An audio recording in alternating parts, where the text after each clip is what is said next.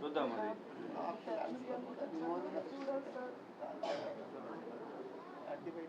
ఆరోగ్యానికి సరిగ్గా treatment government హాస్పిటల్స్లో ఉండదని అనుకుని ప్రైవేట్ హాస్పిటల్స్కి వెళ్ళి కార్పొరేట్ హాస్పిటల్స్కి వెళ్ళి అక్కడ విపరీతమైన ఛార్జెస్ అంటే డబ్బులు ఎక్కువ తీసుకుంటున్న వలన చాలా ఇబ్బందులు పడుతున్నారు. అయినప్పటికీ ఆరోగ్యం ముఖ్యం కాబట్టి ఎమర్జెన్సీగా ఉన్నప్పుడు మీరు ప్రైవేట్ హాస్పిటల్కి వెళ్ళిన తర్వాత దానికి ట్రీట్మెంట్కి ఖర్చు ఎంత అవుతుందో అనేది ఒక ఎస్టిమేషన్ తీసుకోవాలి. ఇమీడియట్గా ఎస్టిమేషన్ తీసుకున్న తర్వాత అది వెంటనే హాస్పిటల్లో ట్రీట్మెంట్ అవుతున్నప్పుడే ఇమీడియట్గా మా ఆఫీస్కి వస్తే మేము ఒక లెటర్ ఇస్తాము. ఆ లెటర్ని పట్టుకుని వెళ్ళి మళ్ళీ హాస్పిటల్ వాళ్ళతోటి ఎంత డబ్బు అవుతుంది, సుమారుగా ఎంత ఖర్చు అవుతుంది అనేది వాళ్ళు ఎస్టిమేషన్ ఇస్తారు.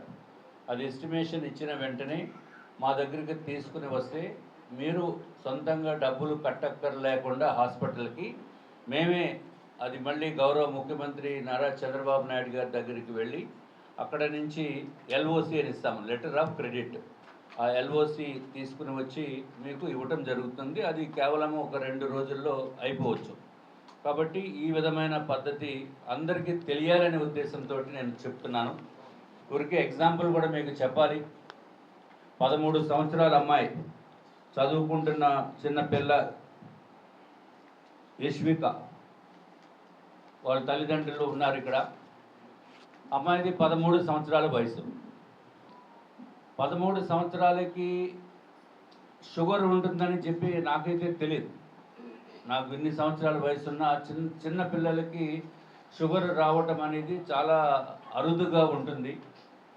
అమ్మాయి ఆడుకుంటూ పడిపోయిన తర్వాత ఇంట్లో వెంటనే తీసుకుని వచ్చి కిమ్స్ హాస్పిటల్లో జాయిన్ చేయించడం జరిగింది.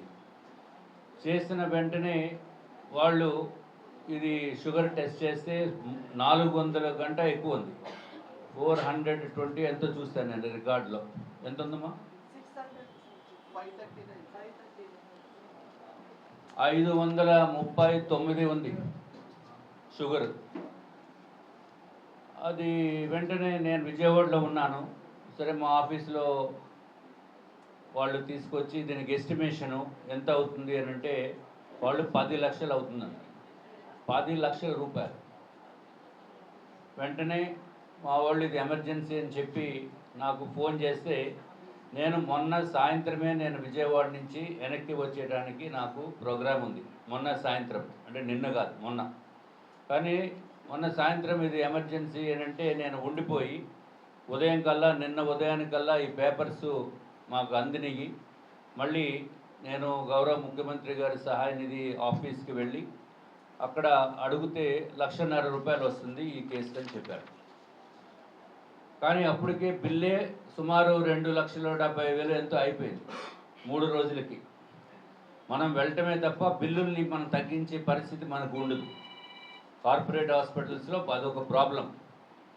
వాళ్ళు ఎప్పుడైతే ఎంత డబ్బు అయిపోయిందో ఎట్లాగని చెప్పి మళ్ళీ నెక్స్ట్ పై అధికారి దగ్గరికి వెళ్ళడం జరిగింది. ఇది ఏదో విధంగా కొంచెం సహాయం చేయండి అనేది.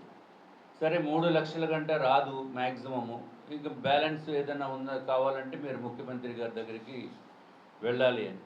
ఒక పక్కన చిన్నారికి ట్రీట్మెంట్, ఒక పక్కన డబ్బులు లేని లోటు, ఒక పక్కన ముఖ్యమంత్రి గారిని కలవాలి అనేది అనుకుంటే ఆయన ముఖ్యమంత్రి గారికి మీటింగ్స్లో ఉన్నారు.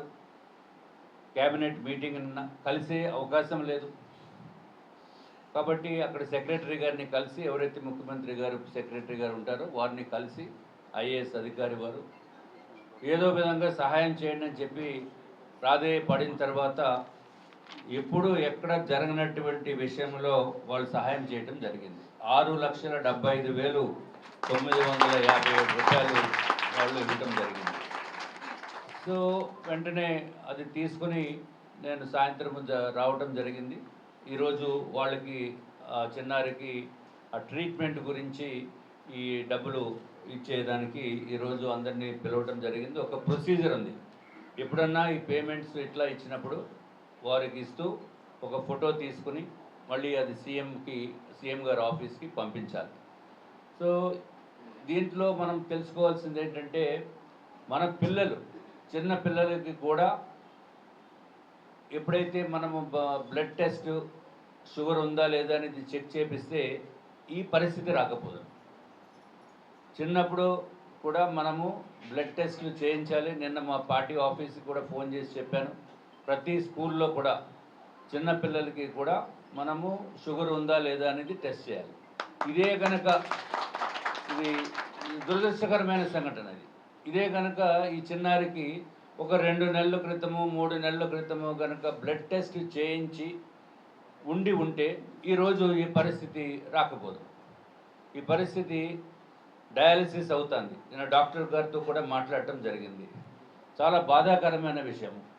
సరే, సెకండ్ డయాలసిస్ నిన్న మళ్ళీ చేస్తామని చెప్పారు. నిన్న చేశారా? నిన్న డయాలసిస్ మళ్ళీ చేయటం జరిగింది. ఏదేమైనా మానవ ప్రయత్నము నేను చేయగలిగింది పూర్తిగా నేను చేయటం జరిగింది. ఇది వారు ఆ చిన్నారి తొందరగా కోలుకోవాలని మనస్ఫూర్తిగా నేను కోరుకుంటున్నాను. ఆ భగవంతుడు ఆమెకి ఆయురారోగ్యాలతోటి మళ్ళీ హాస్పిటల్ నుంచి బయటికి రావాలని మనస్ఫూర్తిగా నేను కోరుకుంటున్నాను.